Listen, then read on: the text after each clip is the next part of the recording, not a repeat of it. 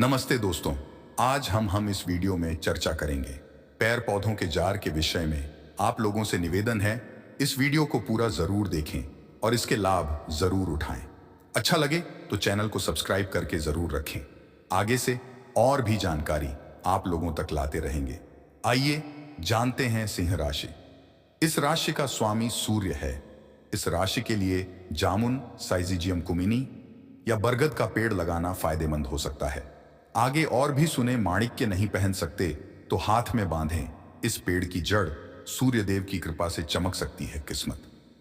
रत्न शास्त्र अनुसार बेल के पैर की जड़ का संबंध सूर्य ग्रह से माना जाता है। आइए जानते हैं इसे धारण करने के लाभ और विधि। ज्योतिष शास्त्र में ग्रहों के अशुभ प्रभाव को दूर करने के लिए उपायों का वर्णन किया गया है, जिसमें ग्रहों से संबंधित मंत्र और रत्नों का वर्णन किया गया है। आपको बता दें कि मंत्र का जाप करने से ग्रहों की नकारात्मकता को दूर किया जाता है, वहीं रत्नों को हाथ में धारण किया जाता है। लेकिन कुछ रत्न बहुत महंगे होते हैं, जिनकी जगह ज्योतिष में पैरों की जड़ का वर्णन किया गया है। यहां हम बात करने जा रहे हैं बेल के पैर की जड़ के बारे में, जिसका संबंध सूर्य ग्रह से होता है। मतलब अगर आप माणिक्य रत्न नहीं पहन सकते तो आप बेल के पैर की जड़ को धारण कर सकते हैं। आइए जानते हैं बेल की जड़ का महत्व और धारण करने की विधि।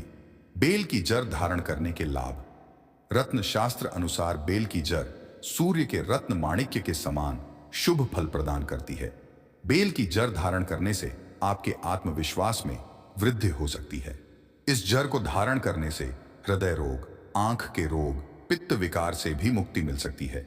वहीं नौकरी पेशा और राजनीति के लोग इस जड़ को धारण कर सकते हैं। उन्हें करियर में अच्छी सफलता मिल सकती है।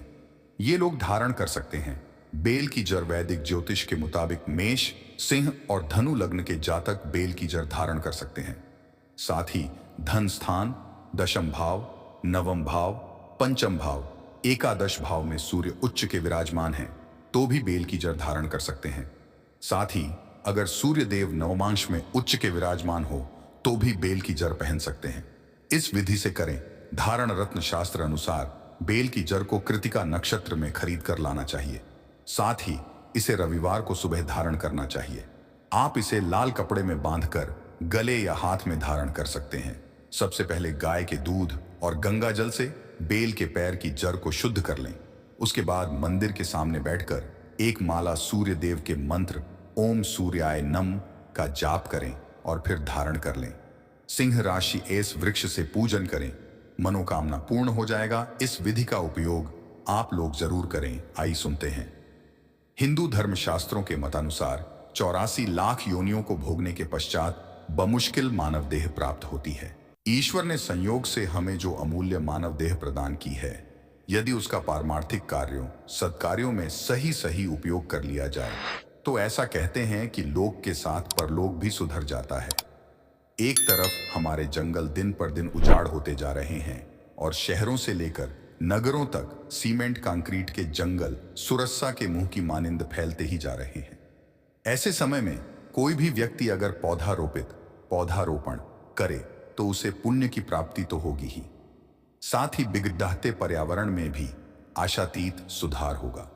तमिल रामायण में कहा गया है कि जो व्यक्ति अपने संपूर्ण जीवन काल में 10 आम के पौधे लगा देता है तो उसे स्वर्ग की प्राप्ति होती है। पीपल के पैर पौधे को रोपित कर व्यक्ति यदि शनिवार के दिन प्रातः काल जल चढ़ाकर चिरौंजी के दाने एक मुट्ठी पीपल की जड़ में डालकर धूप दीप लगातार 3 माह तक करे तो उसके सारे कष्टों का निवारण होता है। अशोक के पौधे को रोपित कर उसे प्रतिदिन एक तांबे के लोटे से जल चढ़ाने से असीम मानसिक शांति का अनुभव होता है। वनवास के समय सीता माता पंचवटी में नियमित रूप से अशोक के पौधे को जल चढ़ाती थीं तथा उससे बातें किया करती थीं। आंवले के पौधे को रोपकर वो उसे बराकर दूध मिश्रित जल प्रतिदिन चढ़ाने से आने वाली विपदाओं, बाधाओं से मुक्ति मिलती है। इसी तरह बिल्व पत्र के वृक्ष को अमावस के दिन प्रातः जल चढ़ाकर धूप दीप कर उसकी जड्ढों में 50 ग्राम के लगभग शुद्ध गुद्ध का चूरा रखने से अनेक रोगों से मुक्ति मिलती है। सफेद आंखद्दे के पौधे को प्रति बुधवार प्रातःकाल ओम गम गणपत्ये नमः मंत्र का 11 बार उच्चारण जाप अंतर्मन से करके यदि जल चढ़ाया जाए तो गणपति गजानंद अति प्रसन्न होकर व्यक्ति की हर मनोकामना पूर्ण करते हैं। ऐसा हमारे शास्त्रों में कहा गया है। उपरोक्त कार्य कोई भी स्त्री पुरुष व किशोर वय के बालक बालिकाएं प्रातः स्नान कर सकते हैं। चमत्कारी है वट वृक्ष, देता है मोक्ष, करता है मनोकामना पूर्ण। अक्षय वट, जैसा कि इसका नाम ही है अक्षय। अक्षय का अर्थ होता है जिसका कभी क्षय न हो, जिसे कभी नष्ट न किया जा सके। इसीलिए इस वृक्ष को अक्षय वट कहते हैं। वट का अर्थ बरगद, बड़ आदि।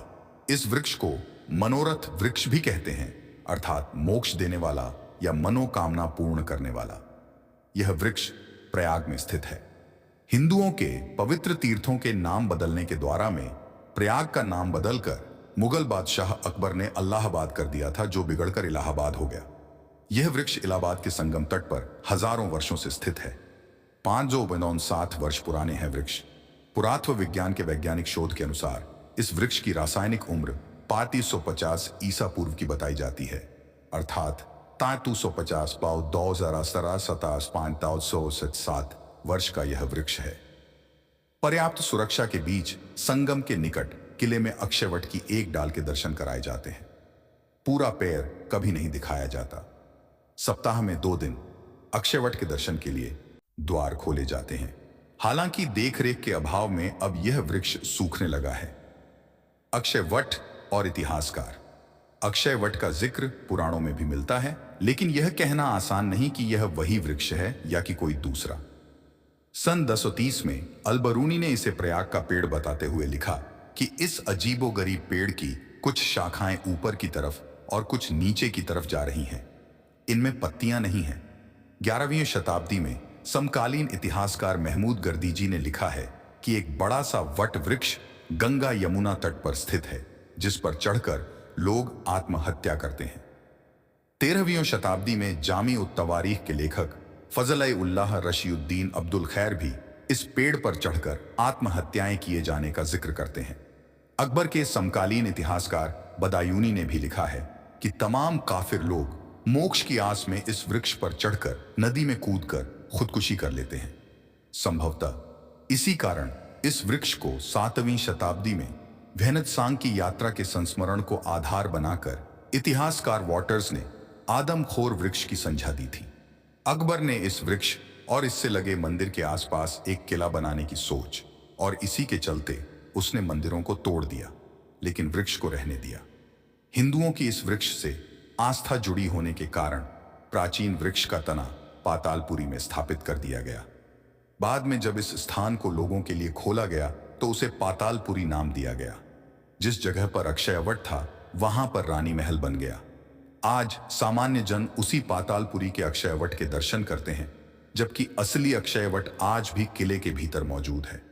वेहनत्सांग 643 ईस्वी में प्रयाग आया था तो उसने लिखा, नगर में एक देव मंदिर है जो अपनी सजावट और विलक्षण चमत्कारों के लिए विख्यात है।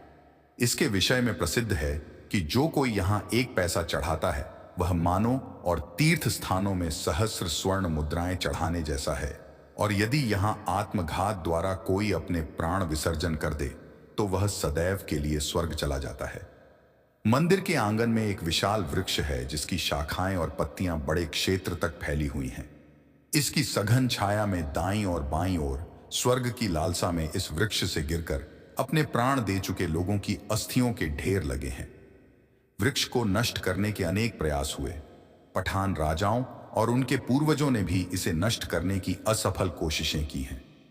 जहांगीर ने भी ऐसा किया है, लेकिन पेड़ पुनर्जीवित हो गया और नई शाखाएं निकल आईं।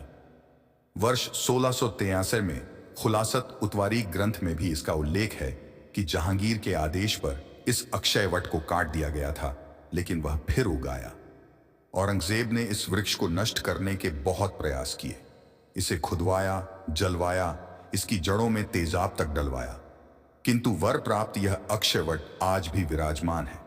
आज भी औरंगजेब के द्वारा जलाने के चिन्ह देखे जा सकते हैं। इलाहाबाद विश्वविद्यालय में इतिहास के प्रोफेसर योगेश्वर तिवारी अक्षयवट को नष्ट करने और इसके पुनः जीवित होने संबंधी ऐतिहासिक तथ्यों में सत्यता पाते हैं और उसे सही भी ठहराते हैं।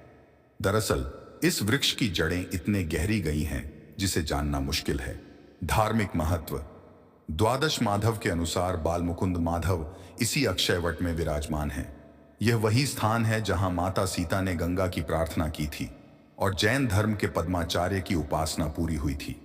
पृथ्वी को बचाने के लिए भगवान ब्रह्मा ने यहां पर एक बहुत बड़ा यज्ञ किया था। इस यज्ञ में वह स्वयं पुरोहित, भगवान विष्णु यजमान एवं भगवान शिव उस यज्ञ के देवता बने थे। तब अंत में तीनों देवताओं ने अपनी शक्ति पुंज के द्वारा पृथ्वी के पाप बोझ को हल्का करने के लिए एक वृक्ष उत्पन्न किया। यह एक बरगद का वृक्ष था जिसे आज अक्षयवट के नाम से जाना जाता है। यह आज भी विद्यमान है। सूर्य के लिए लाल धागे में धारण करें बिल्व पत्र की जड़, गुरु ग्रह के लिए केले की जड़ पीले धागे में बांध कर करें धारण, शनिदेव के लिए शमी की पेड़ की जड़ नीले धागे में पहनना चाहिए। सूर्य के लिए लाल धागे में धारण करें बिल्व पत्र की जड़, गुरु ग्रह के लिए केले की जड़ पीले धागे में बांध कर करें धारण, शनिदेव के लिए शमी की पेड़ की जड़ नीले धागे में पहनना चाहिए। ज्योतिष में सुखी और समृद्धशाली जीवन के लिए उपाय बताए गए हैं। कुंडली में ग्रहों की अच्छी बुरी स्थिति के अनुसार हमारा जीवन चलता है। अगर किसी व्यक्ति की कुंडली में कोई ग्रह अशुभ स्थिति में है तो उसे कई प्रकार की परेशानियों का सामना करना पड़ता है। ग्रहों के अशुभ असर को कम करने के लिए पेड़ों की जड़ें भी धारण कर सकते हैं। उज्जैन के ज्योतिषाचार्य पम मनीष शर्मा के अनुसार सभी ग्रहों का अलग अलग पेड़ों से सीधा संबंध होता है। इन पेड़ों की जड़ों को धारण करने से अशुभ ग्रहों के प्रभाव नष्ट हो सकते हैं और धन संबंधी परेशानियां दूर हो सकती हैं। जानिए किस ग्रह के लिए कौन से पेड़ की जड़ धारण करनी चाहिए। यहां बताई गई जड़ें किसी भी पूजन सामग्री की दुकान पर मिल सकती हैं। यदि किसी व्यक्ति की कुंडली में सूर्य अशुभ प्रभाव दे रहा हो और सूर्य के लिए माणिक रत्न बताया गया है, माणिक के विकल्प के रूप में बिल्वपत्र की जड़ लाल या गुलाबी धागे में रविवार को धारण करें। मंगल को बलवान बनाने के लिए अनंत मूल या खेर की जड़ को लाल वस्त्र के साथ लाल धागे में डालकर मंगलवार को धारण करें। बुधवार के दिन हरे वस्त्र के साथ विधारा आंधी झाड़ा की जड़ को हरे धागे में पहनने से बुध के अशुभ प्रभाव दूर होते हैं। गुरु ग्रह अशुभ हो तो केले की जड़ को पीले कपड़े और पीले धागे में बांधकर गुरुवार को धारण करें। गुलर की जड़ को सफेद वस्त्र में लपेटकर शुक्रवार को सफेद धागे के साथ गले में धारण करने से शुक्र ग्रह से शुभ फल प्राप्त होते हैं। शनिदेव को प्रसन्न करने के लिए शमी पेड़ की जड़ को शनिवार के दिन नीले कपड़े में बांधकर नीले धागे में धारण करना चाहिए। राहु को बल देने के लिए सफेद चंदन का टुकड़ा नीले धागे में बुधवार के दिन धारण करें। केतु के शुभ प्रभाव के लिए अश्वगंधा की जड़ नीले धागे में गुरुवार के दिन धारण करें। आज के लिए इतना ही। कब तक के लिए मिलते हैं अगले वीडियो में। आप लोगों से एक निवेदन है कि आप लोग 9 ग्रहों का पूजा पाठ प्रत्येक दिन जरूर करें। इससे आपको 9 ग्रहों का ऊर्जा शक्ति मिलते रहेंगे, आप स्वस्थ रहेंगे, आपका भविष्य सुंदर सुखी होगी। नमस्ते।